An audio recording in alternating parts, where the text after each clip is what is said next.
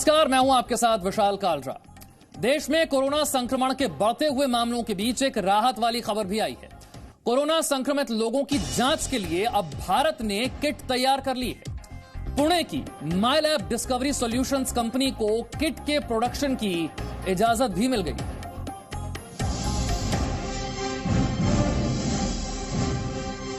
Corona पर आफत के बीच सबसे बड़ी राहत, कोरोना के खिलाफ भारत की किट क्रांति। स्वदेशी किट से होगी कोरोना संक्रमण की जांच। 6 हफ्तों में तैयार हुई स्वदेशी किट। कोविड-19 यानी कोरोना वायरस की जांच के लिए अब स्वदेशी किट को आईसीएमआर की मंजूरी मिल गई है। देश में कोरोना के बढ़ते मामलों के बीच संक्रमित लोगों की जांच बड़ी चुनौती बनी हुई थी, जिससे निपटने के लिए तैयार की गई किट पर आईसीएमआर की मुहर लग गई है।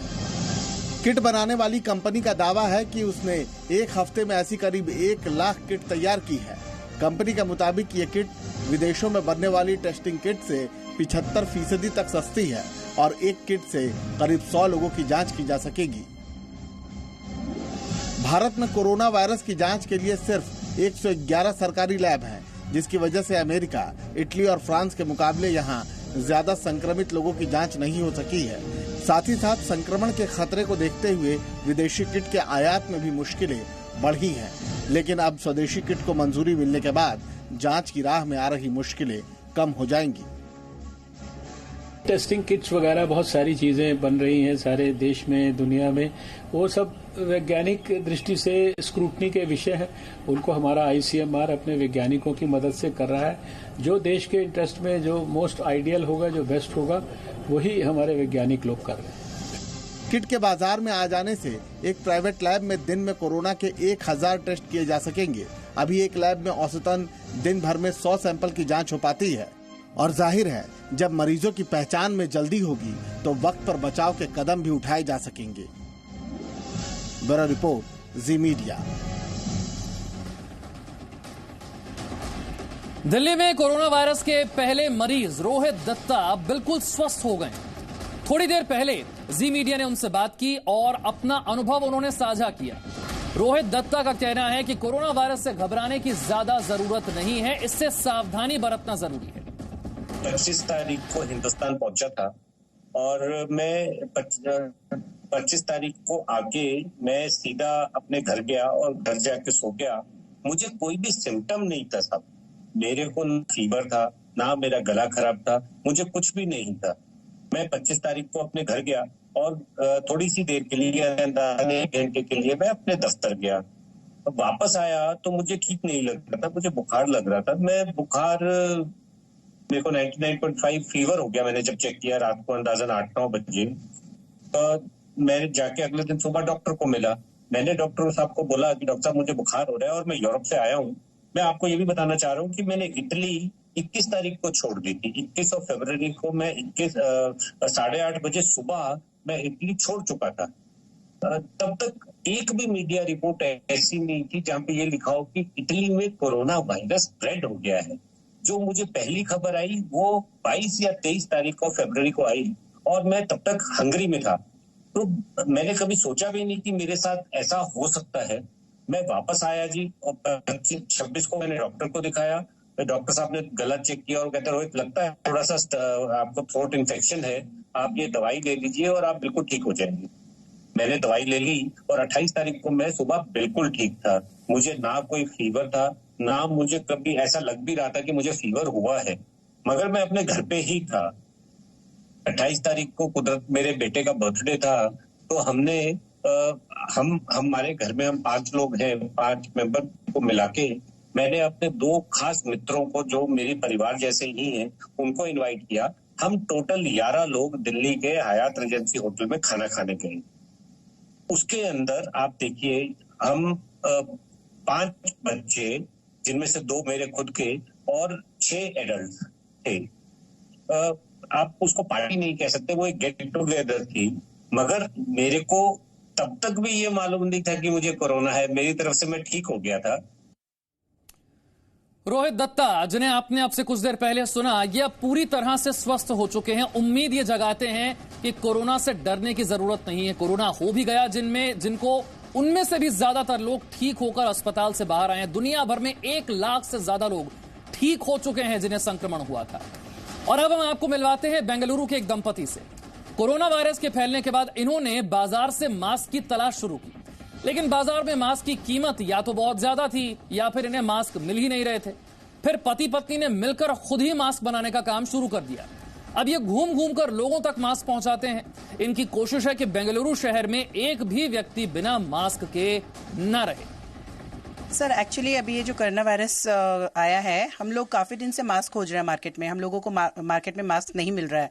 काफ़ी लोगों से भी बात की, वो भी यही बोल रहे हैं कि हमें मास्क नहीं मिल रहे हैं, पैसे दे के भी नहीं मिल रहे हैं। तो इसीलिए हम लोगों ने सोचा इस टाइम पे देश के लिए कुछ करना चाहिए। इसलिए हम लोगों ने अपना काम बंद करके इमीडिएटली पिछले मेरे ख्याल से 5-6 दिन से हम लोग नॉन स्टॉप मास्क ही बना रहे हैं। कोरोना से लड़ रहे इस देश में इस वक्त मास्क की बहुत ज़्यादा कमी है। ऐसे में बेंगलुरु के ये दंपति ने अपना व्यापार बंद करके सिर्फ मास्क बनाने का काम शुरू किया है और ये इसे लोगों तक फ्री ऑफ कॉस्ट पहुंचा रहे हैं। इनकी सेवा को आप किसी देशभक्ति से कम मत मानिए। कैमरामैन तारक रामू के साथ जयपाल शर्मा, जी मीडिया, बेंगलुरु। कोलकाता में रहने वाली एक विमान कंपनी की cabin crew member corona virus से संक्रमित हो गई थी। अब वो बिल्कुल ठीक है।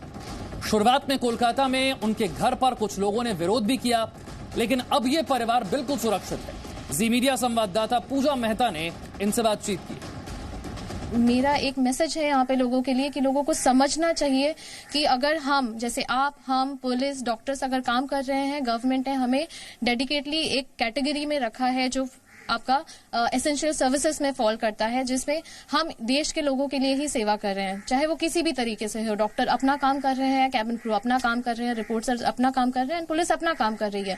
इसमें लोगों को ये बात नहीं फैलानी चाहिए कि मुझे कोरोना हुआ है या किसी और को भी कोरोना हुआ है, जब तक उनको कोई एश्योरिटी नहीं हो।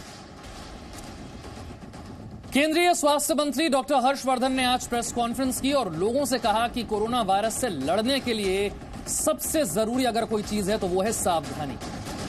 हर भारतीय सावधानी रखे, एहतियात बरते तो हम इस जंग में जीत हासिल कर लेंगे। कई स्थानों से हमको फोन आता है कि किसी सोसाइटी में कोई एक घर में कोई होम क्वारंटाइन कर रहा है तो सारे सोसाइटी के लोग उसको एक प्रकार से अछूत जैसा समझ रहे हैं। ये एक प्रकार से मिथ है। ये एक बहुत ही जिसे कहते हैं कि अनसाइंटिफिक बात है और इस नाते सभी से मेरी अपील है कि इस घड़ी में सब लोगों को अपनी अपनी जो जिम्मेदारी निभानी है, सोशल डिस्टेंसिंग जो करना है, 1 मीटर का जो फासला मेंटेन करना है, भीड़ भड़क्के में नहीं जाना है।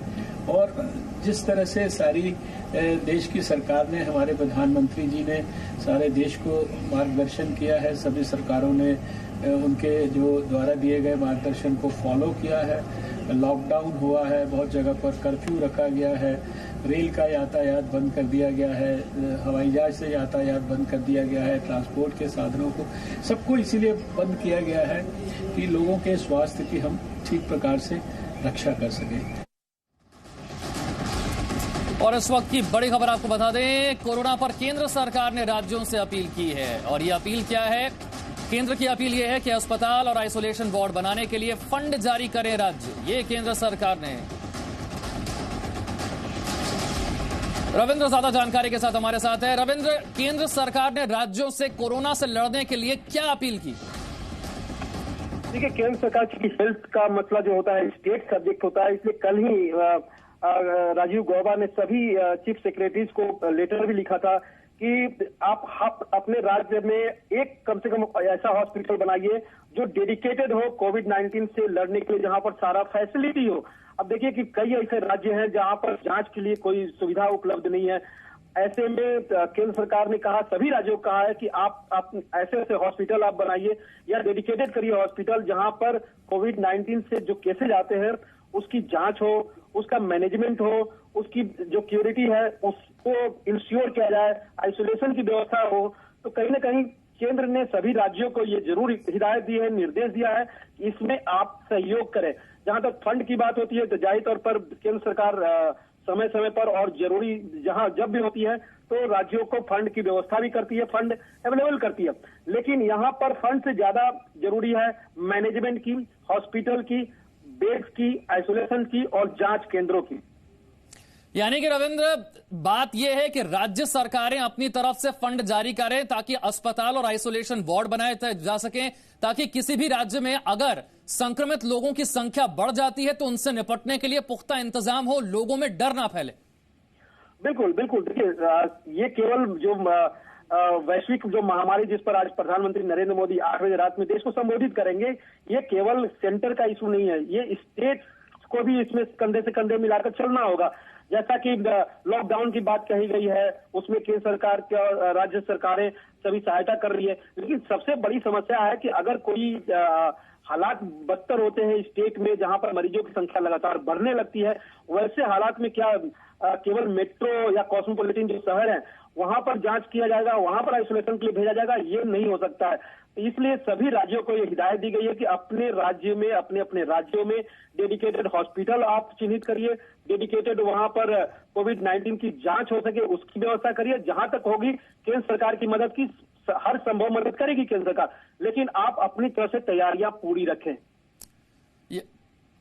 बहुत बहुत शुक्रिया रविंद्र इस जानकारी के लिए। यानी कि संक्रमितों की संख्या अगर बढ़ भी जाती है तब भी उस स्थिति से निपटने के लिए राज्य तैयार रहें, ये अपील केंद्र की तरफ से है कि अस्पताल और आइसोलेशन वार्ड बनाने के लिए राज्य जो है वो फंड जारी करें ताकि मरीज जो कोरोना से संक्रमित आ रहे हैं उन्हें कोई दिक्कत न हो। कोरोना वायरस से संक्रमित मरीजों के इलाज की स्थिति जानने आज पश्चिम बंगाल की CM Mamata Banerjee Kolkata medical college पहुंची। ये आप देख रहे हैं उस वक्त की तस्वीरें।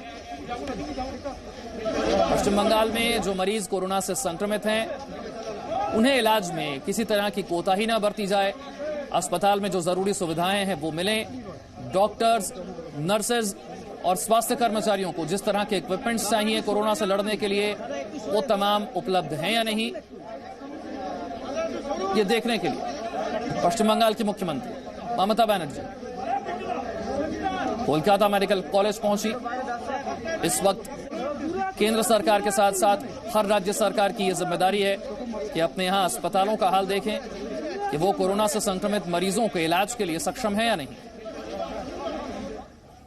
कोरोना वायरस को लेकर लॉकडाउन के बीच पटना में एक अनोखी शादी हुई है। गाजियाबाद के साहिबाबाद में दूल्हा बैठा था और पटना में बैठी थी दुल्हन। दोनों के बीच काजी ने ऑनलाइन निकाह कराया। ऑनलाइन निकाह हो रहा है, ये देखिए तस्वीरें। लॉकडाउन के कारण न बारात आई न तैयारी हो पाई, लेकिन निकाह तो होना था। सो तकनीक के जमाने में दोनों परिवारों ने ऑनलाइन निकाह करवाया है। अपने आप में एक अनोखी शादी है, अनोखी तस्वीरें हैं। शायद आपने भी पहली बार इस तरह की कोई घटना देखी होगी, सुनी होगी।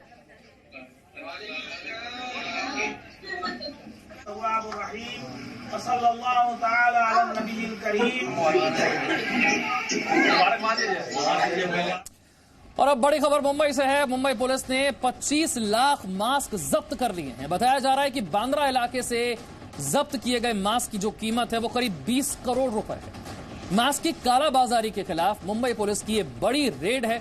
जी मीडिया संवाददाता नित्यानंद शर्मा की रिपोर्ट देखिए। एक तरफ सरकार कोरोना वायरस को लेकर लोगों के बीच अवेयरनेस फैला रही है, तो दूसरी तरफ व्यापारी कालाबाजारी से बाज नहीं आ रहे हैं। इस वक्त हम मुंबई के बांद्रा पुलिस स्टेशन के पास में हैं। आप देख सकते हैं मुंबई पुलिस ने तकरीबन 25 लाख से ज़्यादा मास्क यहाँ जब्त किए हैं। ये ओरिजिनल मास्क है। मार्केट में लगातार जो है कोरोना को लेकर जो मास्क की डिमांड ज़्यादा बढ़ रही थी, ऐसे में कुछ लोगों ने इसलिए ये रखा था ताकि आने वाले समय में इसकी कीमत ज़्यादा मिले। ऐसा कुछ व्यापारियों ने किया था। आपको बता दें मुंबई पुलिस ने इस मामले में 4 लोगों को अरेस्ट भी किया है। ये पूरा जिन 4 लोगों की गिरफ्तारी की है वो मुंबई के सहार एयरपोर्ट के पास के इलाके से अरेस्ट किया है। लगातार सरकार अवेयरनेस फैला रही है और ये भी सरकार ने कहा था कि जो भी व्यक्ति चाहे मास्क हो, सैनिटाइजर हो, उसकी अगर जमाखोरी करेगा, कालाबाजारी करेगा तो सरकार कड़े कदम उठाएगी। उसी क्रम में आप देख सकते हैं ये पुलिस ने जब्त किया है और अब कड़े कदम उठाएगी। और लगातार इस तरीके से ये मैसेज भी दिया जा रहा है कि जो लोग जमाखोरी कर रहे हैं और जो व्यापारी ऐसा सोचते हैं कि जमाखोरी करके बाद में कालाबाजारी करेंगे, तो ये उनके लिए संदेश है कि अभी भी वो संभल जाए और इस तरीके से वो ना करे, ताकि दूसरे मुंबईकरों को दिक्कत हो और उन्हें जो है मास्क उपलब्ध ना हो। सरकार भी लोगों को अवेयर कर रही है और अब ऐसे में सरकार ने कड़े कदम भी उठाए हैं। वीडियो जर्नलिस्ट प्रकाश चौहान के साथ नित्यानंद शर्मा, जी मीडिया, मुंबई। और इसी के साथ वक्त एक छोटे से ब्रेक का है, लेकिन ब्रेक पर जाते हुए एक बार फिर से आपसे अपील हम कर रहे हैं कि लॉकडाउन और कर्फ्यू के नियमों का पालन आपको जरूर करना है। जागरूकता आपको अपनों तक पहुंचानी है कि ये जो वक्त है कोरोना से लड़ने का वक्त है। लोगों से घर में रहने के लिए कहिए, कोरोना को हराने में सहयोग करिए। यह अपील बार बार हम आपसे कर रहे हैं। छोटा सा ब्रेक।